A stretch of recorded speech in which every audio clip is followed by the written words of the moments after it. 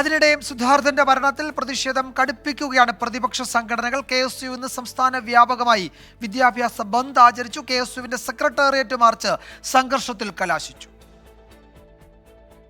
Pookode veterinary college Dean MK നാരായണനെ പ്രതി ചേർക്കുക, കേസ് CBIക്ക് വിടുക തുടങ്ങിയ ആവശ്യങ്ങൾ ഉന്നയിച്ചാണ് സമരം.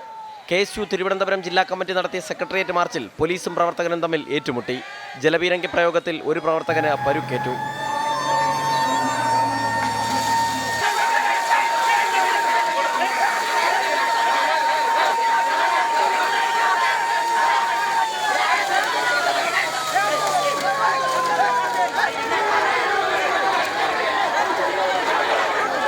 യൂത്ത് കോൺഗ്രസ് സംസ്ഥാന അധ്യക്ഷൻ രാഹുൽ മാങ്കൂട്ടത്തിൽ, മഹിളാ കോൺഗ്രസ് സംസ്ഥാന അധ്യക്ഷ ജബി മേത്തർ, KSU സംസ്ഥാന അധ്യക്ഷൻ അലോഷ്യസ് സീവർ എന്നിവരുടെ സംയുക്ത നിരാഹാര സമരം തുടരുകയാണ്.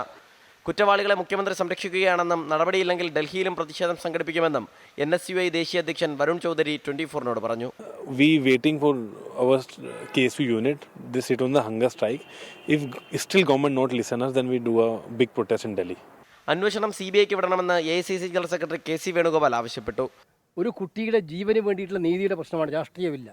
ഇത് CBI അന്വേഷിക്കണമെന്ന് പറയുന്നത്, CBIക്ക് അങ്ങനെ അന്വേഷിക്കണമെന്ന് പറയുന്നത് ആ ഏജൻസി ഇത്തരം കുറ്റാന്വേഷണ കാര്യങ്ങളിലുള്ള പ്രാപ്തിയുള്ളതാണ്. എന്തുകൊണ്ടാണെന്ന് വെച്ചാൽ കേരള പോലീസ് ഇതിൽ സമ്പൂർണ്ണമായും പരാജയപ്പെട്ടത് കൊണ്ടാണ്, ആ അന്വേഷണം അവർ മറച്ചു പിടിക്കാൻ ശ്രമിക്കുന്നത് കൊണ്ടാണ് ഈ കാര്യങ്ങൾ പറഞ്ഞത്. സിദ്ധാർത്ഥന്റെ മരണത്തിൽ അന്വേഷണം കേന്ദ്ര ഏജൻസി ഏൽപ്പിക്കണമെന്നാവശ്യപ്പെട്ട കേന്ദ്ര സഹമന്ത്രി V മുരളീധരന്റെ നേതൃത്വത്തിൽ നെടുമങ്ങാട് സത്യാഗ്രഹ സമരവും നടന്നു.